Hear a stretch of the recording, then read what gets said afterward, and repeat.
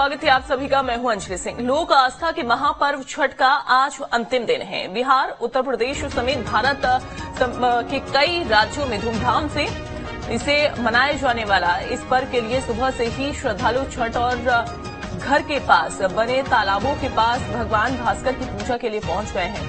आज उदीयमान सूर्य को अर्घ्य दिया जा रहा है। छठ को लेकर श्रद्धालुओं में काफी उत्साह देखने को मिल रहा है। उगते सूर्य को अर्घ्य दिया जा रहा है और पूजा के दौरान घाटों पर भारी भीड़ भी इस समय उमड़ी हुई है। तो घाटों पर आस्था का सैलाब देखने को मिल रहा है। देश भर में महापर्व छठ की धूम है। आज इसका आखिरी दिन है। आज उगते सूर्य को अर्घ्य देने के साथ ही इस व्रत का पारण किया जा रहा है।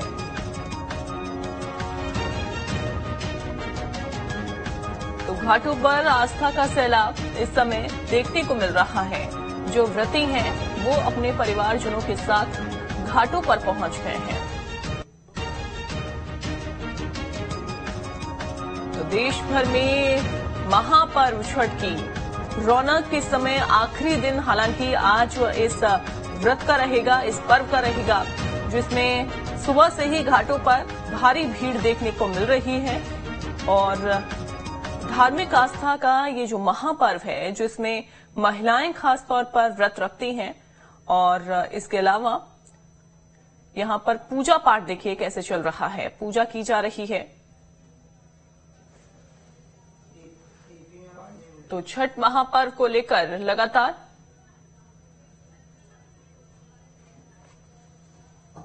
तो लोक आस्था के महापर्व छठ का ये अंतिम दिन है। सुबह से ही घाटों पर श्रद्धालु पहुंचे हुए हैं।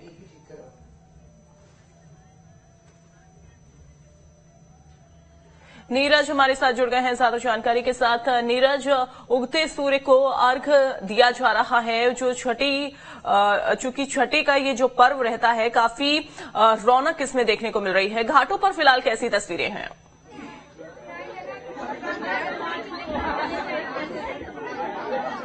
जी देखिए, छठ का जो महापर्व है आज उसका समापन है। 17 अक्टूबर से ये पर्व आरंभ हुआ था, 17 नवंबर से, और उसके बाद से जो लगातार ये पर्व चल रहा था, 3 दिनों का ये जो विशेष पर्व है, इसमें सभी महिलाएं जो है 36 घंटे का कड़ा उपवास रखी थी। उपवास के दौरान जो है कल हमने देखा था कि डूबते सूर्य को जो है उन्होंने अर्घ्य दिया था और आज उसका समापन हो रहा है और आज उगते सूरज को अर्घ्य देकर वो अपना व्रत पूरा कर रही हैं। खासतौर पर इसकी मान्यता है कि संतान की प्राप्ति सहित पति की लंबी उम्र की कामना हो या फिर परिवार के सुख समृद्धि की कामना हो, इसी कामनाओं को लेकर ये पर्व जो है छठ का जो महापर्व है ये मनाया जाता है। खासतौर पर उत्तर भारत के एरिया में ये पर्व देखने को मिलता है, लेकिन छत्तीसगढ़ में भी इसका काफी क्रेज है। लगातार जो है हमने देखा था कि कुछ अन्य स्थान हैं, उन सभी स्थानों में जो है बच्चे हो या फिर परिवार के सभी सदस्य हो, वो सभी वहां पर पहुंच रहे हैं और पूजा अर्चना कर रहे हैं। हमारे साथ काफी संख्या में महिलाएं हैं, पुरुष हैं, इनसे हम चीजें बात करेंगे, जानेंगे कि आखिर इस छठ की जो पूजा है इसकी खासतौर पर मान्यता क्या है, क्योंकि इन्होंने जो है कड़ा व्रत रखा है और कड़ा व्रत रखकर आज को पूरा की है। ये बताइएगा, ये जो व्रत है ये किस तरह का व्रत होता है, इसमें क्या मान्यताएं होती हैं, इनके बारे में बताइएगा। ये व्रत पुत्र के लिए किया जाता है, पति के लिए, घर की समृद्धि के लिए किया जाता है और यह 4 दिनों का व्रत होता है। और इसमें आज व्रत का समापन है। उगते हुए सूर्य को अर्घ्य देके व्रती लोग अपना निर्जल व्रत को पूर्ण करेंगे। क्या आज आपने जो है अपना व्रत पूरा कर लिया है? क्या आपने सूर्य को जो है अर्घ्य देना था वो दे दिया है? हाँ, दे दिया है। क्या क्या इसमें क्या मान्यताएं होती है? ये व्रत का आखिरी दिन होता है। इस दिन उगते सूरज को अर्घ्य देके सारे व्रतधारी अपना व्रत खोलते हैं। अच्छा, ये देखा जाता है कि आप जो महिलाएं होती हैं वो लंबा टीका लगाती हैं, आखिर इसकी क्या मान्यता है? एक्चुअली ये सिंदूर जो उत्तर भारत में जब मांग में सिंदूर भी भरा जाता है तो नाक से ही भरा जाता है। पति की लंबी, जितना लंबा सिंदूर है उतनी लंबी आयु बोला जाता है। इस वजह से इसे सिंदूर नाक से भरा जाता है। अच्छा, काफी संख्या में और भी लोग हैं, इनसे भी हम जानेंगे। ये बताइएगा, ये जो पर्व है पूछिएगा कि चूंकि अभी अर्घ्य इनकी ओर से दे दिया गया है, सूर्य को जल दे दिया गया है और ये जो व्रत अपना पारण करेंगे यानी कि व्रत खोलेंगी ये महिलाएं, कैसे व्रत को खोला जाता है? क्या उसके लिए कोई अलग से रीति रिवाज है, कोई अलग से परंपरा है?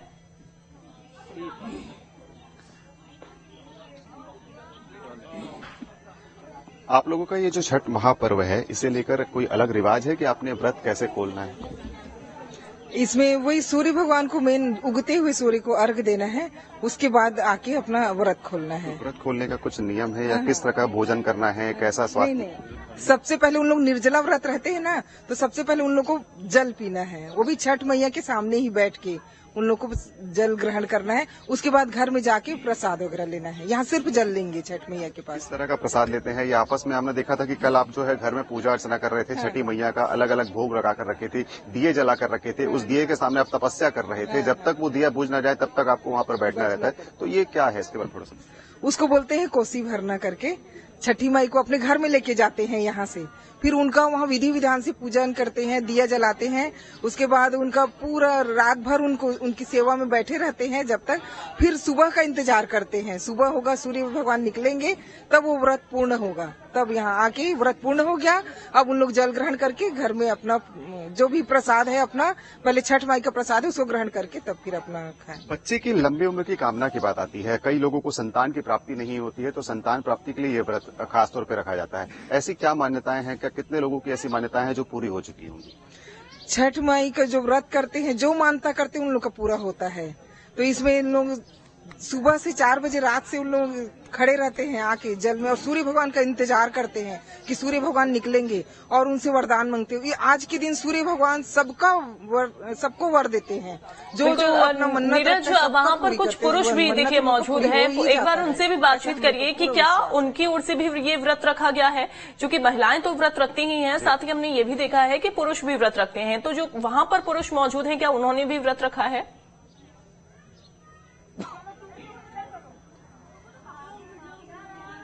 अच्छा, ये बताइएगा, महिलाएं तो व्रत रखती हैं, इसके अलावा क्या पुरुष भी इस पर्व महापर्व को लेकर व्रत रखते हैं क्या? हाँ, पुरुष भी कई रखते हैं व्रत, इसमें जो मानता किए रहते हैं कि संतान की प्राप्ति के लिए या और कुछ भी मानता ऐसा उनका होता है, तो पुरुष भी व्रत रखते हैं।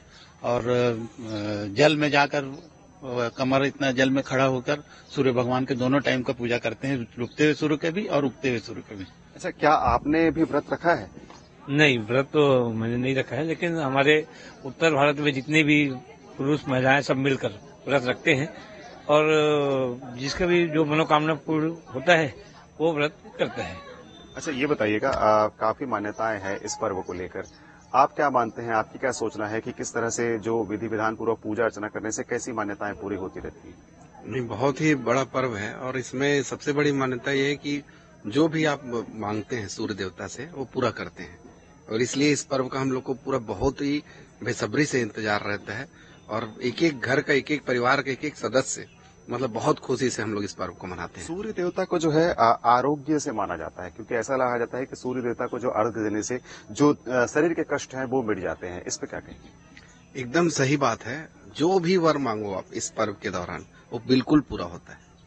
जो भी जितने भी प्रकार के हम सूर्य देवता से विनती करते हैं, आग्रह करते हैं, निवेदन करते हैं, वो पूरा होता है। अच्छा, ये तो खैर छठ पर्व का जो है समापन हो गया, इसके बाद अब आने वाले साल का क्या इंतजार रहता है आप लोगों को? बिल्कुल, ये हमारा सबसे बड़ा पर्व है और इसका हम लोग हमेशा एकदम एक एक दिन पूरा इंतजार करते हैं, और दिवाली के बाद से हमारा पूरा चालू हो जाता है ये पर्व एकदम। देखिए, काफी उत्साह है लोगों में, और लोग कह रहे हैं कि हम दिवाली के पर्व के बाद से ही छठ पर्व के लिए इंतजार करते रहते हैं, क्योंकि पर्व जो है साल में एक बार आता है और इस पर्व की काफी मान्यता है। मान्यता के मद्देनजर सभी अपने अपने हिसाब से इस पूजा अर्चना को करते हैं। ठीक है नीरज, जो आपके पास मैं लौटूंगी, और लखनऊ से देखिए कुछ तस्वीरें सामने आ रही हैं जहां पर जो व्रती हैं वो इस समय व्रत को खोल रहे हैं, और साथ ही कुछ तस्वीरें भी आपको दिखा रहे हैं।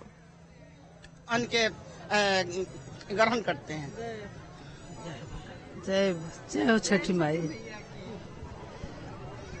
तो बिल्कुल इस वक्त आप देख सकते हैं कि जो तमाम महिलाएं, हाँ,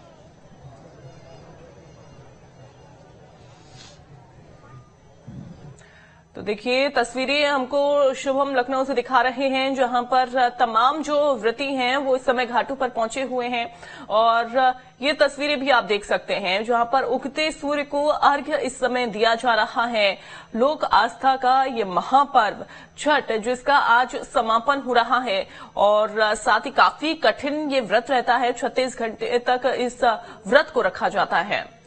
चल रहा है और उसके करीब महीने भर से इसको लेकर के तैयारियां की घाट की साफ सफाई, यहाँ पर बैठने की व्यवस्था, यहाँ पर आने जाने वालों को किसी भी तरह की कोई दिक्कत ना हो, बहुत सारी ऐसी चीजें रहती हैं। बात इस चीज को लेकर के आप समझिए कि कितनी लंबे समय से तैयारी चल रही है और अब बड़ी संख्या में यहाँ पर जो महिलाएं अर्घ दे करके वापस आ रही, जैसे कि अभी जो हमसे पहले एक पूर्व में माता जी जुड़ी थी, उन्होंने बताया कि अब इसके बाद व्रत तोड़ने का रहता है और अलग अलग तरीके से पूजा अर्चना करने की बात इसमें रखी जाती है। तो इस वक्त आप देख सकते हैं कि बिल्कुल, और साथ ही साथ खास तौर पर यहाँ पर महिलाएं ही नहीं, पुरुष भी देखिए यहाँ पर पहुंचे हुए हैं और परिवार के जो सभी सदस्य हैं वो इस समय घाटों पर पहुंचे हुए हैं, जो तस्वीरें हम देख पा रहे हैं। और साथ ही साथ अगर हम बात करें, चूंकि खास तौर पर बच्चों में खासा उत्साह इस पर्व को लेकर देखने को मिलता है, क्योंकि उनको प्रसाद खाने को मिलता है। घर में तमाम पकवान आज के दिन बनाए जाते हैं। कल डूबते सूर्य को अर्घ दिया गया। नीरज को एक बार फिर से रुक करते हैं। नीरज, पकवान हम देखते हैं कि खास तौर पर इस छठ के महापर्व पर अलग अलग तरीके से पकवान बनाए जाते हैं। कौन कौन से खास पकवान इस दौरान काफी ज्यादा फेमस रहते हैं, काफी ज्यादा खास रहते हैं, और छठी मैया को कौन सा पकवान पसंद है जो उनको चढ़ाया जाता है?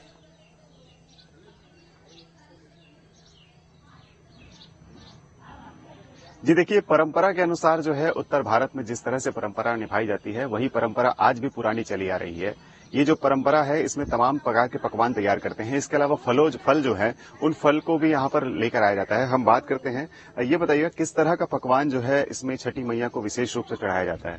सबसे बड़ा जो प्रसाद है वो ठेकुआ है, उसको हम लोग सबसे बड़ा प्रसाद मानते हैं, और बाकी जितने भी फल हैं सब चढ़ाया जाता है इसमें। अच्छा, ये जो ठेकुआ आप जो बता रहे हैं, ये किस चीज से बनता है? क्या इसकी अलग से इसके लिए कुछ तैयार किया जाता है पहले से, या फिर? ये गेहूं के आटे से ही बनता है और शुद्ध घी में इसको पूरा शुद्ध घी से ही बनाया जाता है, और इसी का ये सबसे प्रमुख प्रसाद है छठी मैया का। हमने देखा था कि आप जो है प्रसाद का वितरण कर रहे थे, वो किस तरह का प्रसाद है? क्या उसकी मान्यता है कि उसको खाने से कुछ ऐसा कुछ लाभ या शरीर के कष्ट दूर हो जाते हैं?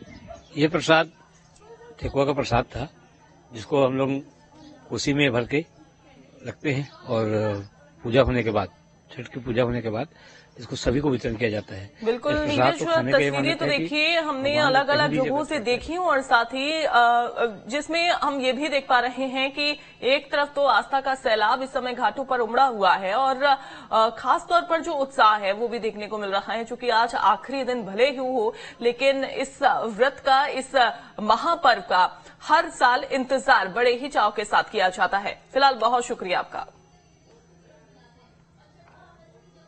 चलिए आगे बढ़ेंगे।